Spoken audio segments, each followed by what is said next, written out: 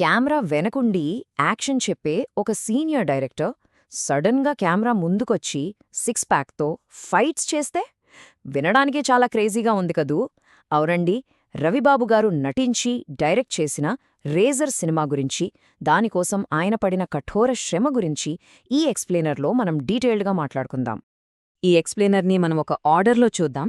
అసలు ఈ ప్రాజెక్ట్ ఎలా పుట్టింది, ఆయన తీసుకున్న ట్రైనింగ్ ఏంటి, స్టోరీ లైన్, క్రిటిక్స్ రివ్యూస్, ఇంకా ఫైనల్గా బాక్సాఫీస్ దగ్గర వాస్తవ పరిస్థితి ఏంటి అనేది ఒకదాని తర్వాత ఒకటి చూసేద్దాం.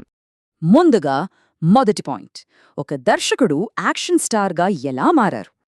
అసలు ఈ ట్రాన్స్ఫర్మేషన్ ఎంత సర్ప్రైజింగ్గా ఉందంటే, ఆయనకి ఇండస్ట్రీలో 24 ఏళ్ల సాలిడ్ ట్రాక్ రికార్డుంది. రేజర్ కంటే ముందు ఏకంగా 15 సినిమాలు డైరెక్ట్ చేశారు.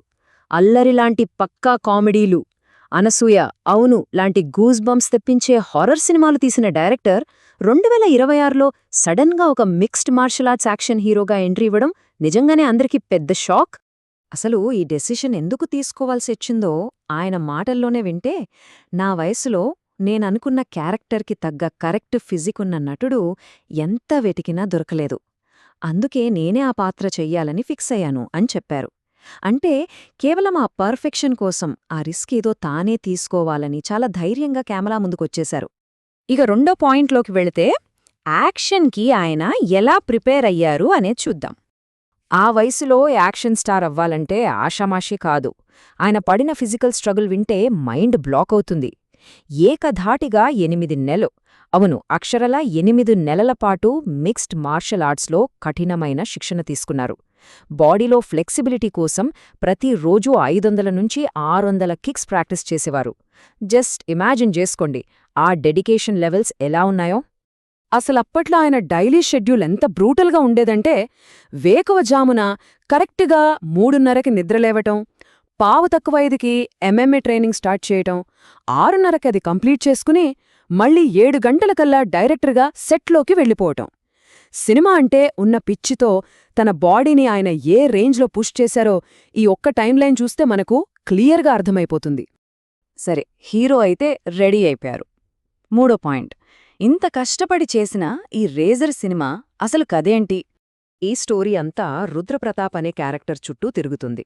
పైకి చూస్తే కుక్కలకి స్నానం చేయించే ఒక సామాన్యమైన పెట్ గ్రూమర్, కాని లోపల ఏదో డార్క్ పాస్ట్ ఉంది. అలాంటివాడు అసలు ఏ సంబంధం లేని ఒక చిన్న పాపకి గార్డియన్ ఏంజిల్లా ఎలా మారాడు అనేది ఇందులో మెయిన్ పాయింట్. కథలోకి డీప్గా వెళ్తే, సీఎం కుర్చీ కోసం హోంమంత్రి కనకరాజు వేసే స్కెచ్, అక్కడ జరిగే ఒక పొలిటికల్ మర్డర్ సీసీటీవీలో రికార్డవ్వడం, ఆ మర్డర్ని చూశాడన్న ఒకే ఒక కారణంతో విష్ణు అనే వ్యక్తిని, అతని ఫ్యామిలీని చంపేయడం జరుగుతాయి. అందులోంచి ప్రాణాలతో బయటపడిన ఒకే ఒక సాక్షి 6 ఏళ్ల చిన్నారి తేజు. ఇక ఆ పాపని చంపాలని విలన్స్ గ్యాంగ్ అంతా వెంబడిస్తే, వాళ్లకి ఆ పాపకి మధ్య ఒక సామాన్య డాగ్ రూమర్ అడ్డుగా నిలబడతాడు. వినడానికే చాలా హై స్టేక్స్ ఉన్న సర్వైవల్ డ్రామాలా అనిపిస్తుంది కదా. ఇక 4వ పాయింట్కి వద్దాం.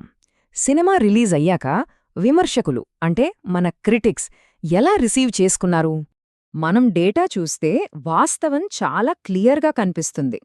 ఇంత కష్టపడి చేసిన ప్రయోగానికి క్రిటిక్స్ నుంచి మిక్స్డ్ లేదా బిలో యావరేజ్ రివ్యూస్ మాత్రమే వచ్చాయి. టైమ్స్ ఆఫ్ ఇండియా, 12/3 తెలుగు లాంటి సంస్థలు రేటింగ్స్ 5కి కేవలం 2.5 మాత్రమే ఇచ్చాయి. ఫిల్మీ ఫోకస్ అయితే ఏకంగా 1.5తోనే సరిపెట్టింది.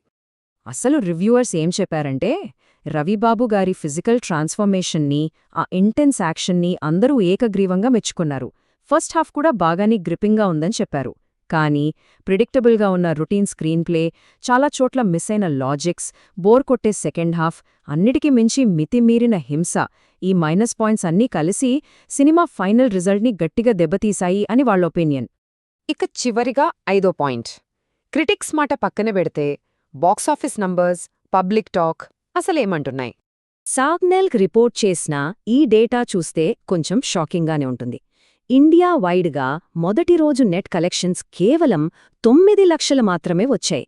దీన్ని బట్టి ఆడియన్స్ని థియేటర్స్కి రప్పించడంలో సినిమా చాలా పెద్ద స్ట్రగల్నే ఫేస్ చేసిందని మనకర్థమవుతోంది. కానీ కలెక్షన్స్ తక్కువగా ఉన్నప్పటికీ పబ్లిక్ టాక్ మాత్రం పూర్తిగా డివైడ్ అయిపోయింది. ఒక సెక్షన్ ఆఫ్ ఆడియన్స్ దీన్ని విపరీతంగా ఎంజాయ్ చేశారు. యాక్షన్ లవర్స్కి ఇదొక ఫుల్ మీల్స్ అని, ప్రతి సీన్లో ట్విస్ట్ బావుందని, ఫైట్స్ అయితే సూపర్ అంటూ ప్రశంసించారు. అదే టైంలో దానికి పూర్తి ఆపోజిట్గా మరో వర్గం ప్రేక్షకులు తీవ్రంగా పెదవి విరిచారు. ఇదొక బెస్ట్ అటర్ ఫ్లాప్ అని, ఒక చిన్న పాయింట్ని పట్టుకుని సినిమా మొత్తం సాగదీశారని, కొన్ని ఫైట్స్ అయితే అసలు నవ్వొచ్చేలా ఉన్నాయని చాలా ఓపెన్గా విమర్శించారు. సో ఇదంతా విన్నాక మన మైండ్లో ఒక ఇంట్రెస్టింగ్ క్వశ్చన్ రైజ్ అవుతుంది.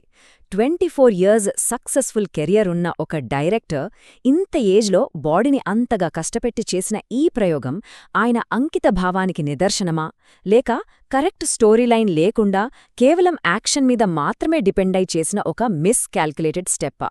ఏది ఏమైనా ఫిల్మ్ మేకింగ్లో ఒక డైరెక్టర్ యొక్క ప్యాషన్కి, అంబిషన్కి ఈ రేజర్ సినిమా మాత్రం ఒక సాలిడ్ కేస్ స్టడీలా మిగిలిపోతుందనడంలో ఎలాంటి డౌట్ లేదు.